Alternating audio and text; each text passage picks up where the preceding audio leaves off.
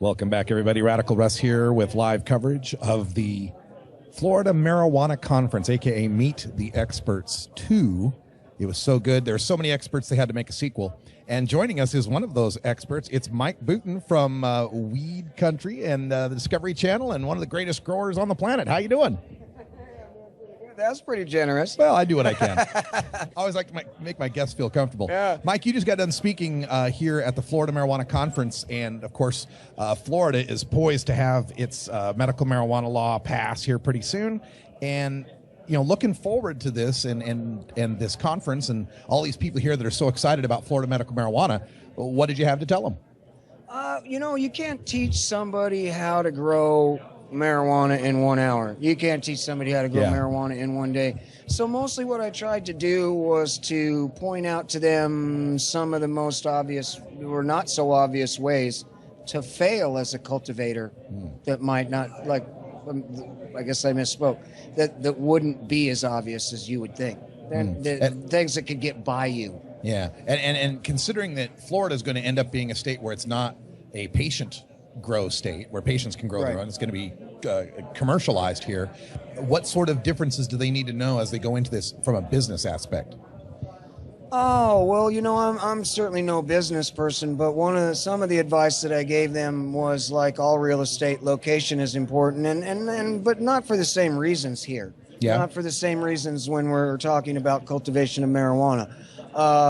Because generally speaking, you know, location means, you know, where you can be seen, where you can do business, where people can access your product.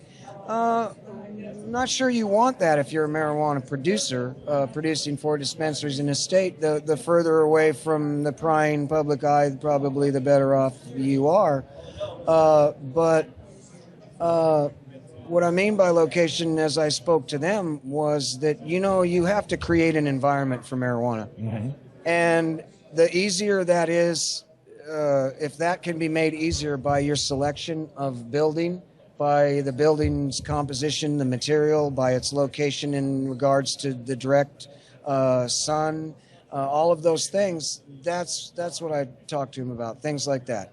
You know, Florida moving on with medical marijuana is pretty exciting. We've got a bunch of states that are, you know, continuing to move forward with this. As we move forward with this, though, it seems like there's just more and more compromises made to try to get things passed, get them past law enforcement. Yeah. What do you think of these developments? Well, you know, I guess what I'm having to learn how to do is to not be so much of a dinosaur, not to be so much of a, like, you know, an OG stick in the mud. The truth is I want better. But the other truth also is that we have a hell of a battle, an uphill battle of education that we really haven't been very good about.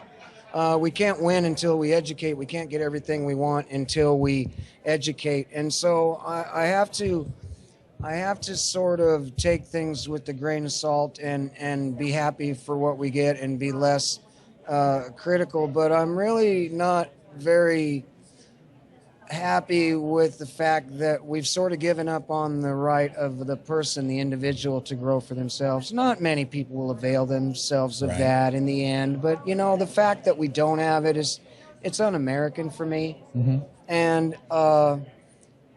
the other aspect of it is this, and not to get too philosophical, but if, let's say that somebody we both know, well, heck, let's talk about me. Let's say that right now I get back to Sacramento on Tuesday and the Sacramento District Attorney's Office has a warrant out for my arrest because I allegedly murdered somebody on the 17th of May in South Sacramento. Well, I could easily prove right now that I was 3,000 miles away in Fort Lauderdale, Florida. There's no possible way that I could have committed that crime and I would be exonerated, right? Right. And yet, somehow, if I was put into prison on a false rap and I did 10 or 12 years and then DNA evidence proved that it wasn't me instead, then I think most people in our country would get that the person, justice demands that that person is restored to their family immediately, right? Nobody would suggest that that person needs to spend any time in a halfway house, any time on parole, and yet now that science has vindicated cannabis, marijuana, about as completely as anything can be vindicated, all of our legalization looks like a plea agreement. It looks like parole. It looks like a halfway house. Why is that? It's fundamentally not what we agree to be justice. And that's a problem for me. Yeah, and even taking it further to think of pot prisoners in Washington State or Colorado sitting in jail for stuff that's legal to do now. Right. They should be released right now, immediately. Yeah. Now, I get that people would say, well, you made choices. You knew it was against the law. But listen, the law was irrational the whole time. Right. The king had no clothes on the entire time. He was demonstrably wrong. And so who would suggest that it was the authority that was more important than the foundational truth? Yeah. If we don't stick up for truth at the risk of crossing the authorities, how do we ever avoid despotism? How do we ever avoid becoming a fascist country? I mean, if we haven't already missed our opportunity to avoid that. Yeah. And we're speaking with Mike Boutin, who was on the Discovery Channel show Weed Country, and that gives us, an entry to another aspect of the green rush, and that is the media attention to the marijuana movement. And you got an inside look at it, being, having these producers around with you all this time. Right. And we're seeing more and more of these shows come out.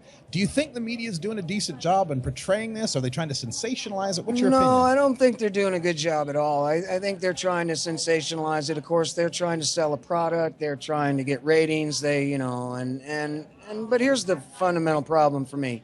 And I make no excuses, and I don't apologize. I don't think I need to apologize to anybody for Weed Country.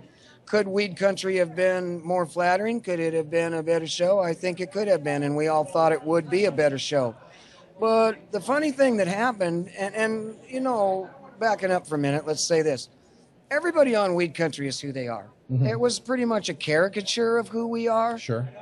But listen, I'm an excitable guy. My wife's excitable. But here's the fact. Of the 4 months that they spent with us, 80% of the time, we were just happy-go-lucky folk doing our thing, living our life, entertaining our friends and our guests, playing music in the lounge. I was doing my radio show, all of that. The 20% that were problems that were not asked for by us, but visited on us or dropped in our lap, forced on us, they ended up being able to make about 80% of the show. Mm-hmm. And I'm really disappointed that they did that. But the truth of it is I never had any control over that. Yeah.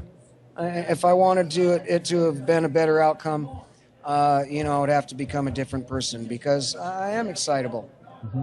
I do firmly have strong convictions about the things that I believe. And if you come at me and you come after me and my family, you'll end up with a pile of shit in your lap. I don't apologize for that. Do I engage in indiscriminate and gratuitous violence for no reason? Not at all. That's not who I am. I'm not an angry guy. But I'm not a guy to be trifled with if I'm in the right and you're in my, so to speak, my airspace. Right. You mentioned your radio show, Cannabis Nation Radio, and still working on that. Tell people how they can find more. Well, they can go to our website, cannabisnationradio.com. We have all the archives on there that Julie and I did. We haven't done the show for almost about a year now. And, things, are what they are. I'm involved in a lot of things, and most of them are really over my head. I'm like a hillbilly, weed grower guy who isn't afraid to stand up in a hail of bullets and stick up for weed. But I'm no business person, and I might not even have been a very good radio host. So people have to go and check that out for themselves, and if there's any value there, I think there is some. We had some great guests. We had Howard Wooldridge, we had Irv, we had lots of really, really great interviews. Interviewed a DEA guy, FBI guy. But the truth is either I'm a terrible business person or people didn't feel like it was worth supporting, so I don't do it anymore. What's next for you? What's your next projects? You have more of these events to do? I'm going to be, if more of these events go, I'm fairly confident that if Bobby wants me to be involved, I'll be involved. I'm going to be doing some instructional seminars with the 420 College, 420 College, starting the 1st of June in Sacramento will be my first one. I'm actually, Tanya and I are, as soon as I get back to Sacramento next week, we're talking to some people I respect a lot who have a lot of integrity, and they're in the CBD game, not the people from Colorado, but they're doing very well. They've won some accolades recently and got some funding. They'd very much like to have Mike and Tony Boutin involved with them. We're going to talk about what that's going to look like. We might end up in Portland, Oregon. All right. You know, so we're just trying to move forward and do the best we can. You know, it is what it is. You know, and I appreciate the feedback that I get from people. Most people felt like weed country was a pretty good thing, especially in the states where it made a difference in households, understanding what weed's about, breaking through that demonization, that whole stereotypical, you know, I mean, here was a guy on TV, you know, claiming Jesus and you know, marijuana at the same time. They're not used to hearing that. Right. But those two things are so compatible. Oh, yeah. That I think that it caused a lot of people to rethink. And so, you know, what I'm going to do, I have no idea, but I never planned weed country. Yeah. It just came to me. So, you know, I expect that life will continue on that way. Well, it sounds like growing for you and education for others. That sounds like what your main plans are to me.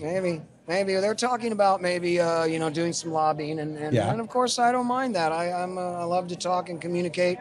I've been to Michigan a couple of times and successfully lobbied with a group of people there to improve the medical marijuana law, and it's really, I mean, I always catch myself saying things that I don't want people to take it the wrong way and think I'm being arrogant, condescending, whatever, but really, when it just comes to talking to people about the value of marijuana and dispelling myths about marijuana, it couldn't be easier. Yeah. It's an easy job, and I'll take that job any day. Right on. Any day.